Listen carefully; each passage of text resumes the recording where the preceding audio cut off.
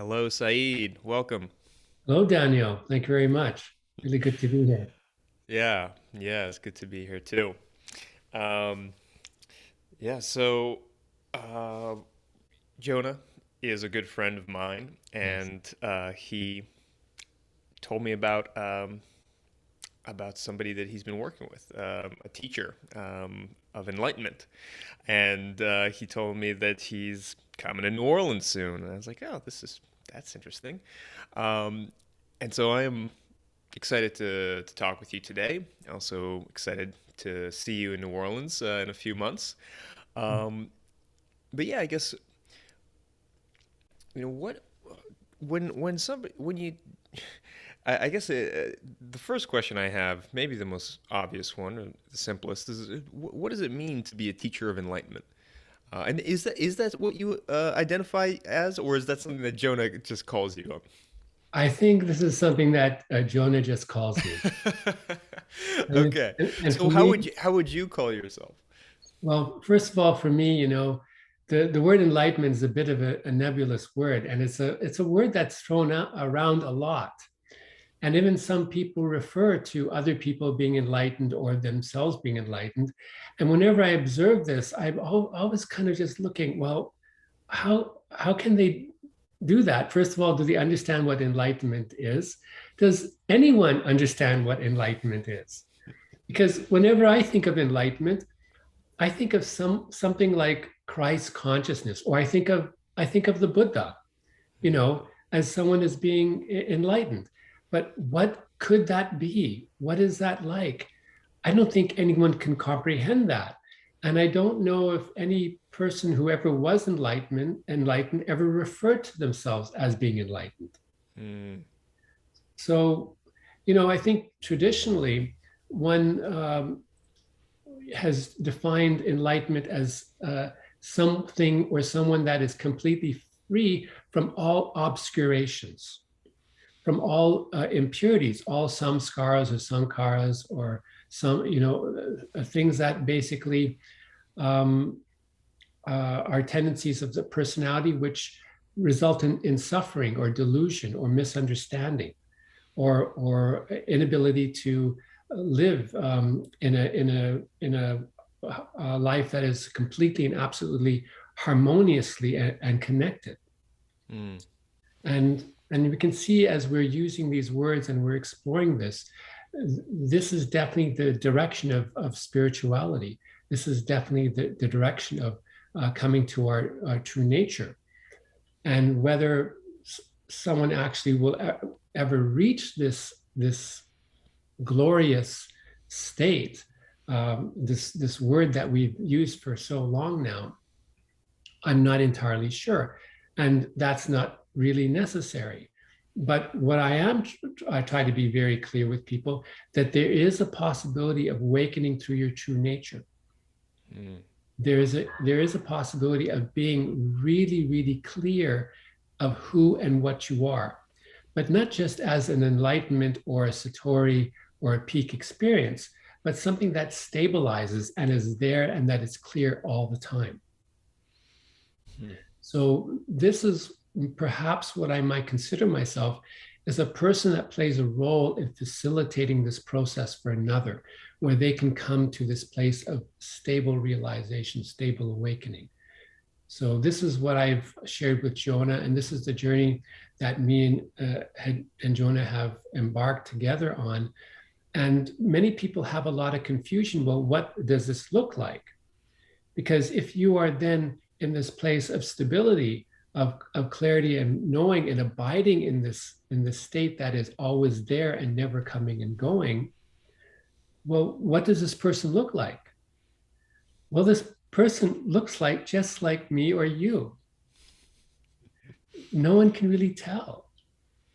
Even me, I've met so many teachers that are have incredible charisma, hugely confident, having very big following, and many people just surrendering to these individuals. But people don't realize, even the people that look good, you know some of them may not be in a stable awakening. And some of them, in fact, may be at a place of stable awakening, but at a lower level of consciousness. Mm. And these issues can create a lot of confusion because there's really a lot of lack of clarity when it comes to all this and how consciousness works and how does an awakened person look, particularly at a very high level. And I'm finding more and more people who are awakened at very high levels, they seem really normal unless you can sense their presence and energetically sense, hey, there's something energetically a little different going on with this person. You wouldn't know because they really don't try to act in ways that are unusual or or different than others. They're just normal people living their lives, and they may be playing certain roles, but even in terms of how they express themselves and how they live and how they share, it's really in a very simple way. Yeah, that's so interesting. It's this is something that I've been thinking about myself recently, and I believe Jack Cornfield. I was listening to his podcast. Love his words, and he says like this. He's quoting someone. There's no such thing as an enlightened person, only enlightened action. And that really shifted my perspective on that. Um, and and yeah, it's such a funny thing where I think even one of the vows of the bodhisattvas is like the Buddha's enlightenment is unattainable. I will attain it. But even there, it's like this. It's unattainable. Like it's this kind of like asymptotic reaching for an infinite that is infinite, and you know that you cannot reach it. Um, you mentioned the Buddha, you mentioned Christ, and these kind of like these figures that supposedly have attained this state. And yeah, the way in which it's almost like these are kind of like ideal archetypal communal creations where whole societies have come together and put so much of their hope and their dreams and their energy towards this individual and made this image of a person that has attained this super normal, superhuman state that maybe the human being themselves, while they were extraordinary and reached a certain state, they were not what we communally have come to imagine them to have been. Yes. Um, And we never met them personally. right.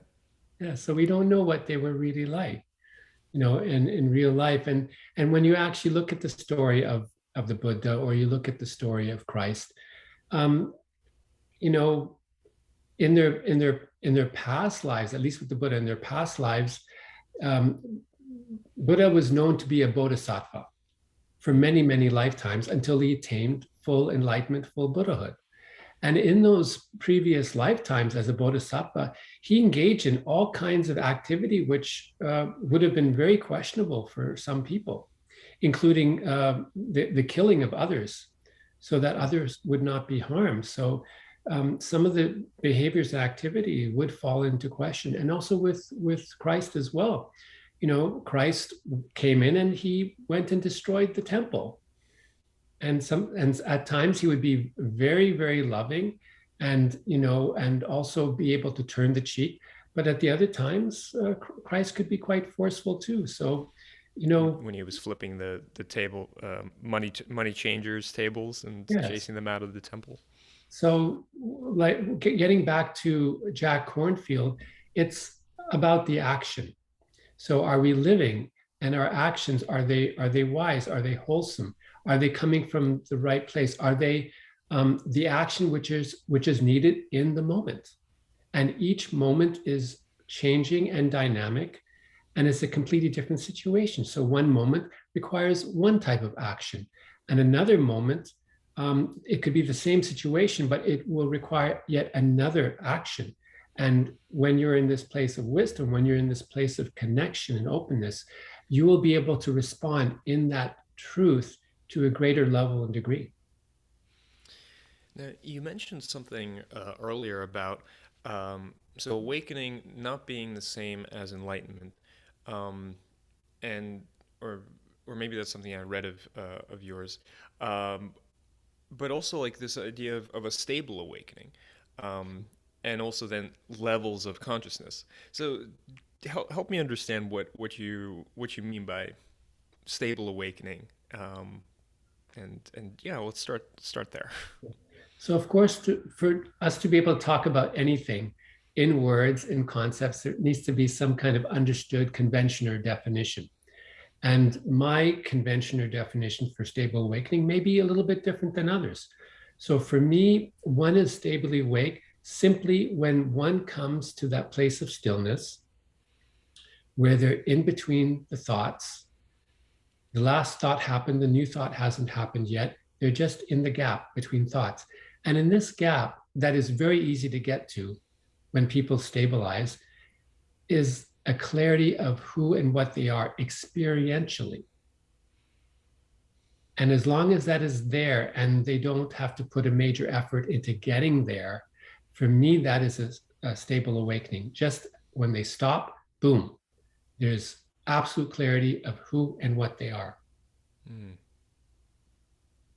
It is just um, it is just so there, so part of their existence, so who and what they are. And is the who and what we are, is that different from every person, or is that all one thing? The true nature of one is the true nature of all things because it is the true nature of existence, the true nature of totality. It is the absolute truth. Mm. And it's referred to in many traditions in many different ways. So is it the realization of that oneness, um, that when you between thoughts, when you get to that state, it's the seeing and feeling and experiencing of that totality? Yeah, so it's first the realization and then going beyond the realization to a direct knowing all the time. Mm. And then and so that's a stable awakening in your definition. Yes. And do you define enlightenment as something other than that? Yes. And what is enlightenment? For me, the stable awakening is like being reborn as a natural being born into your natural state. And then this is the beginning of the path to enlightenment. Mm. Just this is the very beginning, just the stable awakening. And then there is the integration of the personality so that the personality becomes more aligned with the true nature of things. And this may take a quite a long time. For some people, it may take way longer than others because others people still, while they may be stable awake, may have some really messy tendencies Mm. and they may look messy. And people are saying, looking at them saying, wow, this person is still messy. They still have this going on, this going on, this going on, and a whole list of things going on. And they say there's no way this person can be stably awake. But they are. They just have a lot of tendencies and their personality has not aligned to the true nature yet. So then the alignment of the personality to the true nature, this is even a longer journey. And this journey is forever. The continuing purification, the continuing softening and opening of the personality, the continuing alignment where the personality just becomes completely melted as pure consciousness, as existence, as the truth, and there's little to no separation anymore. This is when we're getting close to enlightenment. But then one might ask, as long as there's a body, as long as you're in the body, will there always be a little something that gets in the way of melting and being the truth, being enlightened? One might say, yeah, as long as there is still the body, there will be a little bit separation, that little gap, because the body is uh, by definition a limiting factor, Mm. which is okay. Yeah. Hmm. So I, I don't talk to people about enlightened or becoming enlightened. I just say, hey, let's first stabilize here and then see where we go from there in terms of the personality integrating the truth that you're experiencing and the truth that you know, how to go deeper and deeper into beingness itself. yeah, I like that notion that the awakening is really just the first step in this journey. As so often I hear them synonymized. Oh, you're Yes. awake, you're enlightened. Um, but yeah, you also point to something else that is so crucial, and I've been listening and thinking about this lately. That after we realize this state of being, of oneness, um, the the question of and this is where the notion of I guess shadow work comes in. Yeah. The kind of psychological development of you, the person, the container, your psyche needs to be purified or worked on, because the truth is still the truth, but the person witnessing the truth may have certain glasses on, or may have certain, as you put it, tendencies. Yes. Um, and I've heard this talked about in the sense of, this is why certain supposedly enlightened people or teachers or gurus, you might see them doing something very questionable. You know, you can think of any number of examples of this. But yeah, that element of shadow work or of personal psychological development, from what it sounds like, is that's the process you're talking about of coming into alignment with the realization of that you gain when you become awake. Yes. So that's very true. There's still a lot of shadow work potentially that can be done, where the shadows start to melt away, where the energy of the shadows start to melt away. The shadows in themselves are not the issue. Is the melting of the energy and melting away of the tendencies that are connected to the shadow. Mm. Because in beingness, we can be the breath of the full potentiality and totality of the full shadow and the full light. But one doesn't need to act or live from the shadow. One would naturally live more and more from the light, particularly when the tendencies melt away. Yeah, yeah, and I've heard of it in the shadow referred to as the aspects of ourselves that we reject, and a great deal of shadow work is about coming to accept Yes. these things as part of ourselves, really making them part of the light again, or just merging, the melting, the melting Yeah. of difference. And not being in the duality of judging them. Mm, They're just different energies or just different shades and energies of existence itself, which existence doesn't have a problem with, right.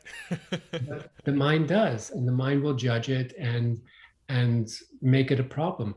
But if you're not making a problem and you're not seeing that these are acting out in different tendencies that are harmful to yourself and others, then it's perfectly fine. You can be really aware that it's all there and not having to fight with it or give it any kind of energy, and totally embrace it and accept it as the totality of your being. Yeah. So you also mentioned this notion of different levels of consciousness, that one Yes. could be awake, but at a lower level of consciousness, like maybe some of the teachers that you were referring to with big followings. Um, what does that mean? The different levels of consciousness.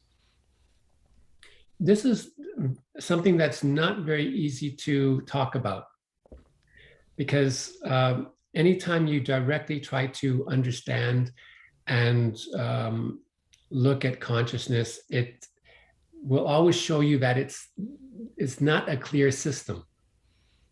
It simply is, and is not definable by words.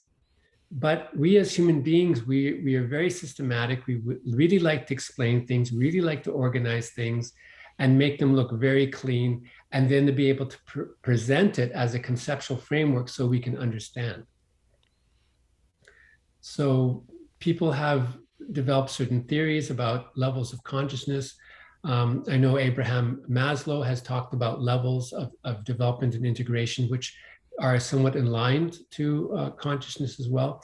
And there's also David Hawkins, who's talked about levels of consciousness as well. And I don't so much like to talk about levels, but different aspects of consciousness that can be integrated. And they get integrated by different people at different times.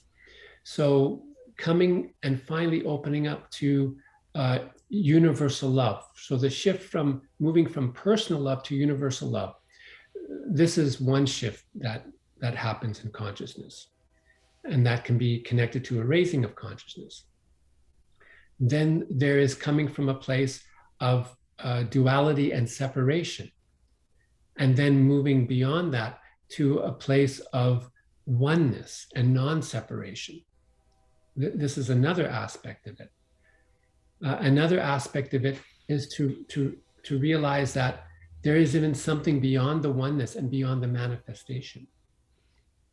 That which is formless, that which is empty, that which is full of potentiality, which is in some systems is known as emptiness.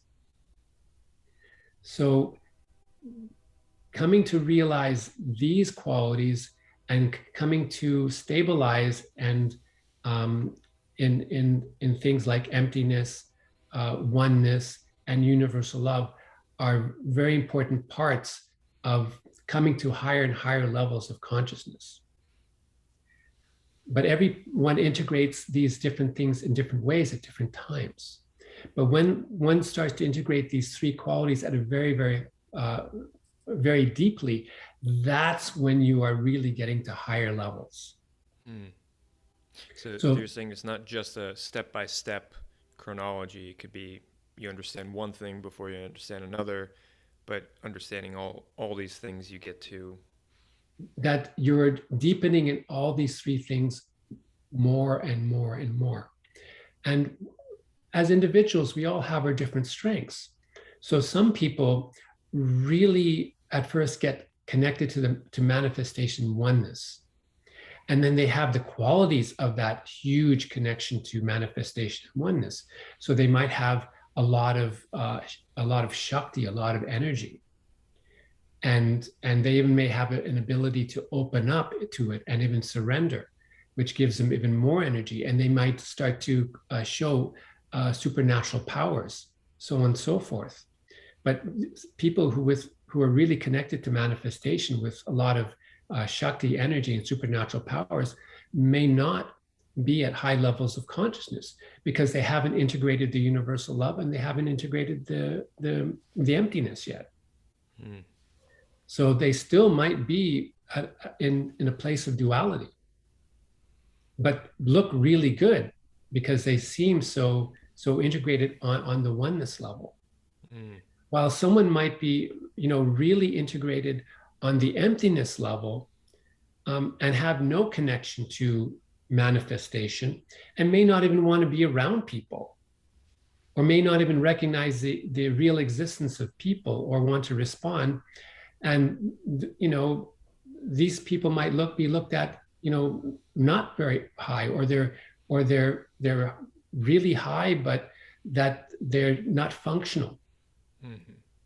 So, consciousness can look like this, where they've really integrated something, but an aspect of consciousness that is destabilizing and not allowing them to function properly in the body.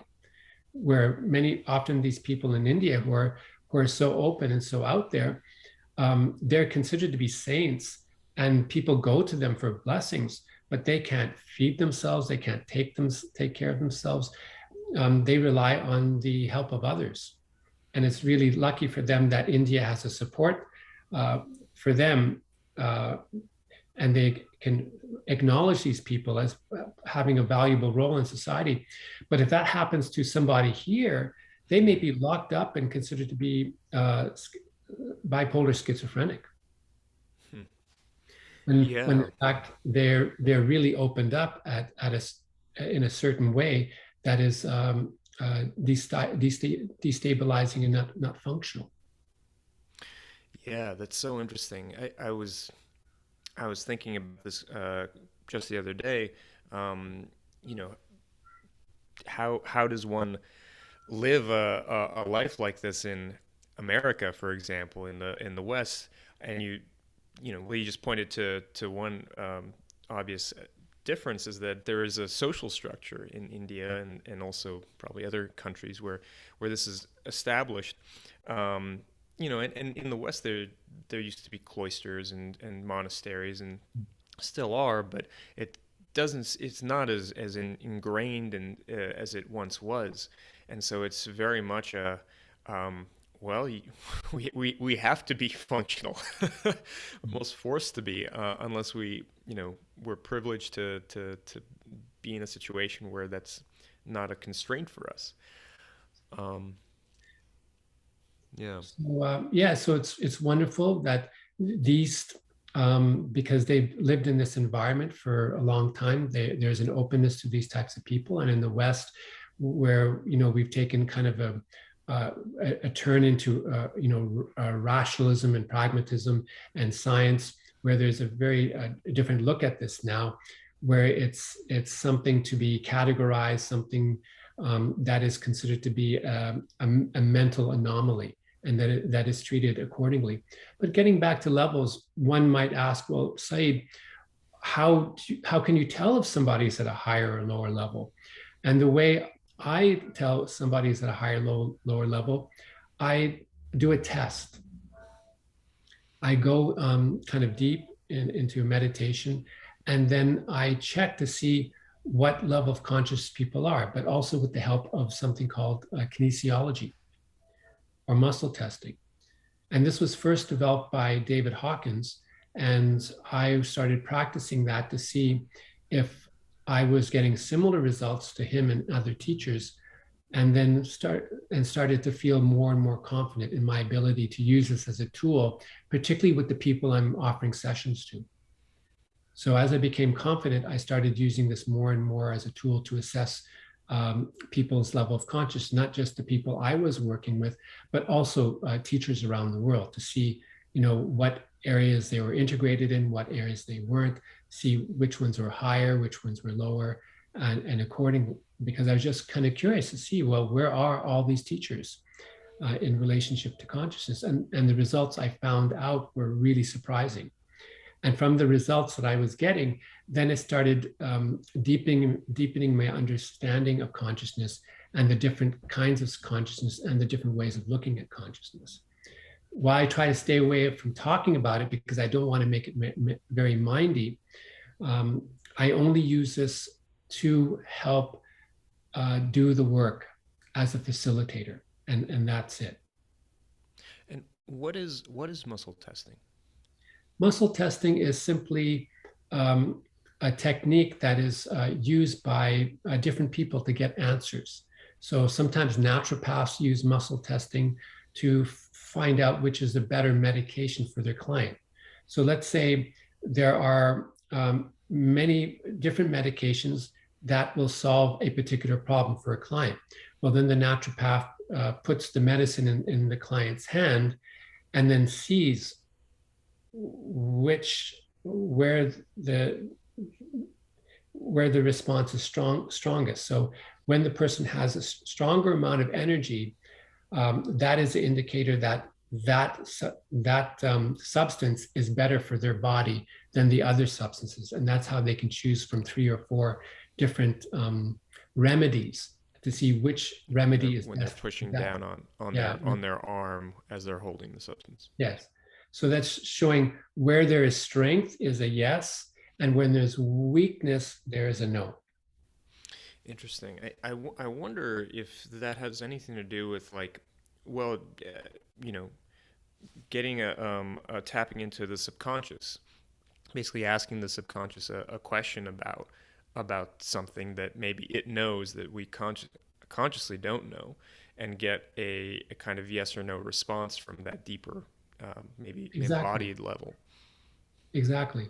And there's other techniques of doing that. Some people use pendulums, people use dowsers, where you can get responses and answers. So what kinesiology does is just gives you a yes no answer, and from that yes no answer you can tell where somebody, what level people are at. So you kind of go by the hundreds, 100, 200, 300, and then when you say go from 500 to 600 and you get a yes for 500 and a no for 600, then you know there's somewhere between 500 and 600. And what do those numbers mean? For me, they don't really mean anything, but there has been books written saying that if you are between this number and this number, then you have this quality. And if you're between this number and this number, then you have that quality. And when it comes to life and what life has shown me, this doesn't entirely hold up. So I do not ascribe any qualities or theories to the numbers I get. These are just showing me that people are integrating the energy I share, and that they are coming to a higher level of openness and non-duality, and their system is becoming more integrated, more energized, and softening and melting things away. So that's all I see this as an indicator. So when one comes to higher levels, well, what are the qualities that brings people to higher levels? Well, one thing is you're probably more connected to universal love. The other quality is you're generally more open. You're more open-minded. You're less interested in debates and arguing your opinion. You're also less interested in necessarily the opinions of others, and you're even less interested in your own opinion, because all opinions are relative. And you just don't want to give energy to relative opinions. It's just an opinion. There's also a greater sense of non-duality. So there's no longer, the normal tendency of it's got to be this way or that way. The way is this. The way is how it is. So it comes with a sense of profound acceptance. And it also comes with a higher sense of being relaxed and at ease and really completely satisfied. So you are happy, you're open, and you are satisfied for no reason. It's just your true nature. It's your stable state, that you're open, satisfied, not interested in arguing with people. You're more a listener, and also your frequency, the frequency of where you vibrate, also starts to become more refined and at a higher vibration. And people can even start to sense that too. So for me, these are the qualities that you start to show as you come to higher and higher levels of consciousness. Yeah, that's fascinating. Um, I I want to switch gears a little bit because Sure. there's something that talking about love, talking about universal love, uh, for in my own life, that's something that has been increasingly a central something I've been diving into and really exploring. And I know that there's something that you work with, the three hearts, Yes. and I'm curious what that is. And yeah, if you could talk a little bit about it. Sure. I offer a particular workshop called Living from Love and Consciousness. And so this is a combination of not only going over certain ideas around love, life, and consciousness, but also many exercises to directly empower people in relationship to this. So one of the meditations I do during this workshop is the three heart meditation, where I first get people to really, really connect to the physical heart, and to talk about the physical heart, but first to really connect it so they're really with it in an experiential way, where they are directly aware of the heartbeat. So you're just relaxed, just listening and feeling the heartbeat. And then I get them to shift to the center, where it's the more energetic heart, or the heart chakra. So they really start to feel this area, the energy of this area directly, and to start to feel the power of of the energy that can be accessed from here. And this area is also considered to be the seat of the soul, when the soul is embodied once again. Unfortunately, most people's souls are around their bodies, floating around, but it hasn't been embodied. So part of this process of coming to higher consciousness is also where the soul gets reconnected and sits in its true seat here. And then there's the spiritual heart. And the spiritual heart is actually talked about in different traditions. It's talked about in the Tibetan Buddhist tradition. It is also talked about Vedanta. And it's a particular energy channel that starts somewhere around here and starting at the where it flowers. There is a nadi called the Amrita Nadi. And Amrita means the elixir or the jelly that gives you the quality of immortality. And this nadi goes in and up, connecting to the spine, and then connects to the crown chakra. So from the right side of the chest area. Yes. That's your right, and this is my right. Yeah. So, and theoretically, this area is blocked. We're born with this nadi completely blocked.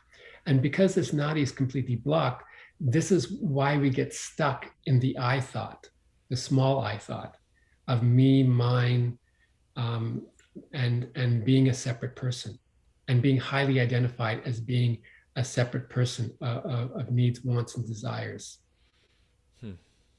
So it's because this is blocked, we are self-identified and stuck in the small I. But as this gets worked on and starts to open, and that connection reopens up to the crown chakra and just opens you up to all of existence, then there can be a diminishing of this small I thought coming from the small I to the big I, to the true self. Mm-hmm. So this is why I do this meditation to first of all connect people to the physical heart, to bring a strong attention to the energetic heart, and to reactivate and start the process of opening up the spiritual heart. Yeah, that's interesting. Yeah, thinking about these different ways of different forms of love, I guess, different ways in which yeah, it's a new concept for me, and I with the I'm just gonna have to sit with it and experiment, feeling into each of those.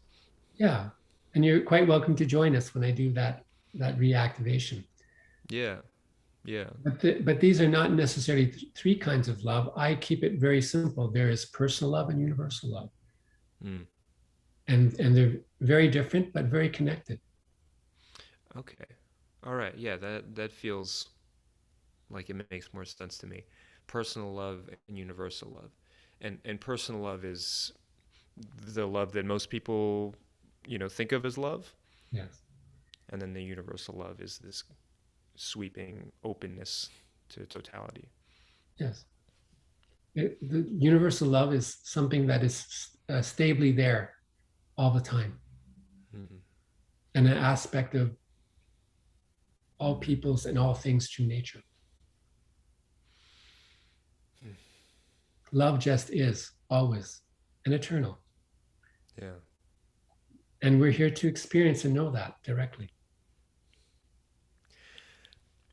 There's something else that I saw you write in the description for the workshop or retreat, that this idea of love versus fear, and this is something that I have come into contact with very personally. The way in which fear blocks or obscures or keeps me or us away from expressing love. Yes. I wonder if you could talk a little bit more about that dynamic. Well, fear is a natural response of being in a body, and there's a good reason. Fear is something that keeps us safe. So let's say if something is in the vicinity that potentially is going to harm us, like a car coming speeding by. Well, fear is something that brings us to that state of alertness and allows us to respond so that we don't get hurt.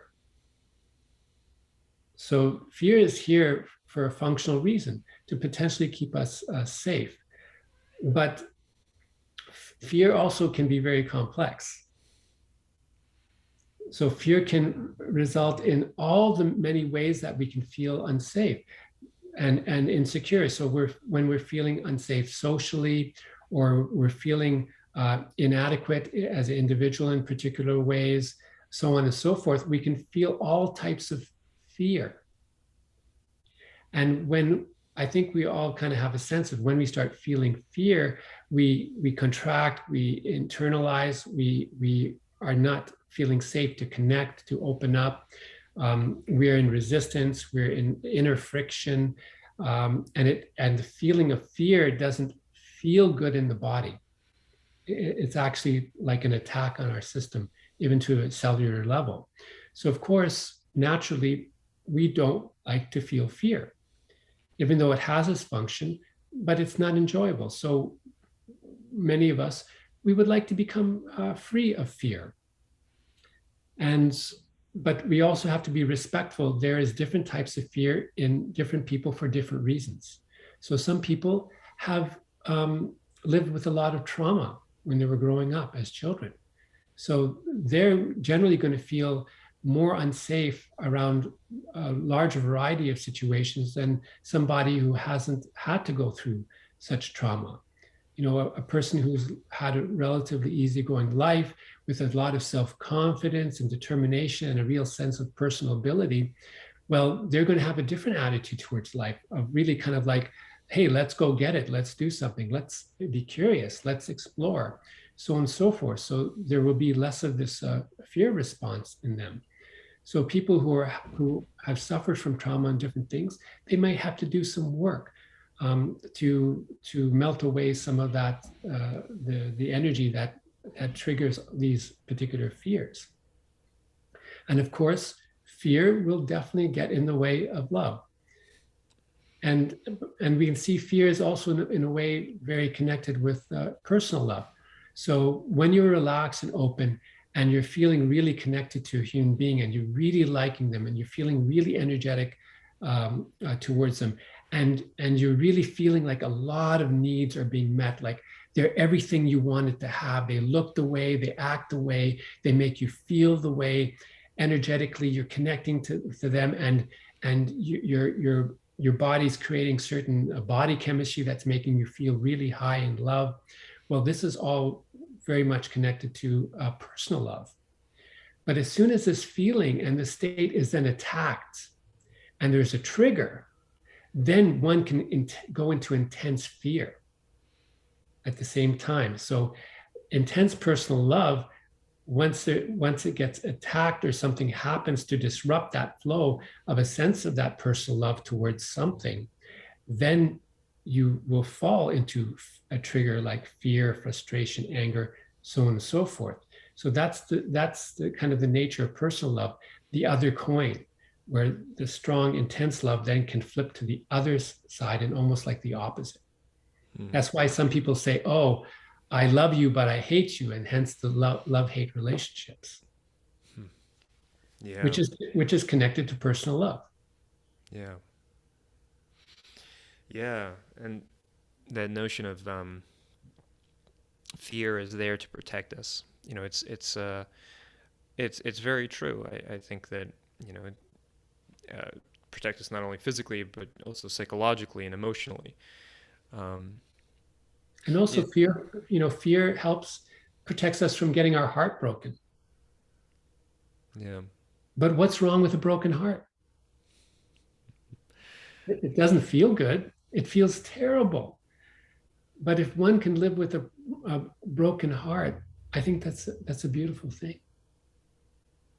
Yeah, and I guess does the heart really break? I think this is a valid question to ask. Does the heart really break? But there's a feeling that one becomes broken when the heart breaks. when it's somehow shattered, dismantled, destroyed, and that feeling can stay for a while, and you feel very, very sensitive, very vulnerable. Yeah, it's just really a mysterious part of our humanness. Yeah. The intense beauty of this personal love, and then the heartbreak that can also come. I'm curious as well. We've talked about fear as something that, well, most people want to avoid and get away from. Um, there's something else that that reminds me of, which is this notion of ego. Mm. And I wonder, what are your thoughts on ego? What it is, what it's good for, what it's not good for? Well, the ego, we can look at it more from a psychological perspective. Ego is your sense of self as an individual. And there are healthy parts of psychology for one to have an ego, a sense of separateness, because that gives you a sense of separateness in the body. And as a result of being able to make this distinction, you will take care of the body, you will protect the body, you will do certain things because it's clear to you that your body is separate and distinct from other people's bodies. Oh, interesting. Hmm. And then the sense of the ego is also the sense that you are then a personality, separate and distinct from other people too. So this, with the ego, gives you a sense of individuality, having a body, having a personality, having certain tendencies, patterns, and certain dispositions of what you may like or not like, having a sense of this is who I am. But in the wisdom traditions, this is the illusion Mm-hmm. that you are a body, that you're separate from others, and that you have a stable personality that is you. Because if we look at the personality is not stable, it's always changing. So this is kind of what the ego is this combination of being in the body, being in the four senses, um, having this ability, having the mind, this mind that can process, develop, and create concepts, and then kind of having this awareness of all these processes that we are as an individual, and then having an idea of who and what we are. This is very similar to the five aggregates in Buddhism So, of so what should we? how the ego and self and personality is developed. So, what do you think we should then do with the ego? Be aware of it. Be aware of how it works. Be aware of the tendencies, and then to be mindfulness. Mindfulness is an important practice in all the traditions, whether it's the Eastern or the Western, or even the shamanic traditions. They all point to being aware of what you're doing, what your tendencies are, what is happening around you, and being able to respond from this awareness and mindfulness. Hmm. So it's not to um, eradicate the ego and the fires of truth, as one a Reddit commenter recently posted. Well, there is the potential melting away more and more of the ego as it becomes aligned with truth, as it starts to soften. And so one can use the analogy of it melting away in the fire, but one can also use the analogy of it melting away in love. Hmm. Yeah, no, that's something that I've experienced for sure, and I like the way that you know it's almost a similar sort of thing to fear. Ego is something that seems very practical on a on the level of being a human body. If you didn't have a sense of distinction from the rest of the world, uh, we wouldn't care for our body as much.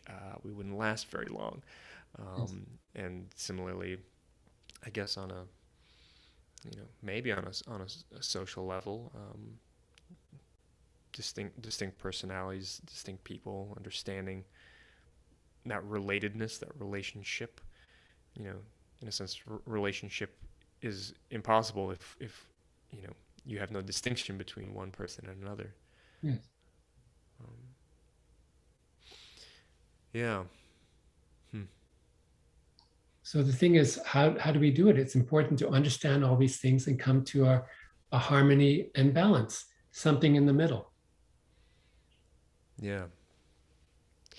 And so you mentioned that uh, this is work that you do in workshops or retreats, um, and I guess is that the way in which you um, I guess function in our world? If is this is a way that people find you and work with you? Yes, primarily most of the work I'm doing are one-on-one sessions with people Mhm. where I energetically transmit conscious energy into their system and thereby changing them on a cellular level. Mm. And this opens up their energy channels, and this brings them to a place of greater energetic stability by which they can stay in the stable being and knowing of reality itself. So it's like doing 10 years of yoga and meditation, but really quickly. So this is what these consciousness transmissions do. It's kind of a shortcut. And then once people come to this place, then working with them to integrate this stable awakening and their true nature, so their personality becomes more aligned with who and what they know. Because when this first stage of process ends, well, everyone still has a personality, and some personalities are more integrated, maybe have a little bit of less shadow work, while other personalities may have more shadow work. So then that's the work that needs to continue onwards. And then afterwards, if people are interested, I'm also open to sharing how I do this work as well, once they come to a certain level and they've come to this stable awakening. So that's one kind of work I do with people, and the other is through workshops. So one workshop I offer regularly is a living from love and consciousness. But I also do something called Satsang intensives, where I'm really working with the energy, bringing the energy really high, and putting people in a situation where their system can start to integrate and hold higher levels of Kundalini energy. Hmm. And is this work you do in person, online, both? Um, the sessions happen in person and online, but the workshops, I really prefer to do them in person. And I don't see myself, even in the future, doing these online. I really like the personal touch when it comes to workshops. Hmm. Yeah, no, that makes sense for something like that. Well, wonderful, Saeed. Thank you so much for taking the time, and this has been an enlightening conversation. Thank you. Yeah, and I am looking forward to meeting you when you come to New Orleans. And yeah, thank you again so much, and I appreciate the work that you're doing. I Thank you really so do. much.